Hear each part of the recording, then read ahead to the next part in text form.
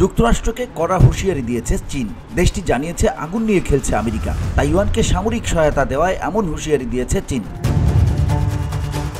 রোববার আনাদোলু এজেন্সির এক প্রতিবেদনে এ তথ্য জানানো হয়েছে। চীনের রাষ্ট্রীয় সংবাদ মাধ্যম জানিয়েছে তাইওয়ানকে সামরিক সহায়তা করায় যুক্তরাষ্ট্রকে সতর্ক করেছে চীন।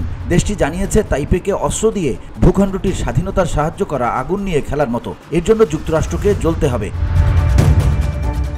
প্রতিবেদনে বলা হয়েছে, শুক্রবার হোয়াইট হাউস $571.3 মিলিয়ন সামরিক সহায়তা এবং দ্বীপটির কাছে $295 মিলিয়ন অস্ত্র বিক্রির অনুমোদন দিয়েছে।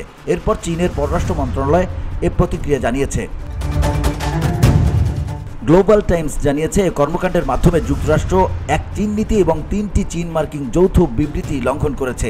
দেশটির পররাষ্ট্র মন্ত্রণালয়ের মুখপাত্র বলেন, তাইওয়ানকে সশস্ত্র করে তাইওয়ানের স্বাধীনতাকে সাহায্য করা আগুন নিয়ে খেলার মতো। এর ফলে যুক্তরাষ্ট্রকে কড়া মূল্য দিতে হবে। অবিলম্বে স্বতন্ত্র এ ভূখণ্ডটিকে অস্ত্র সহায়তা বন্ধের আহ্বান জানিয়েছে দেশটি।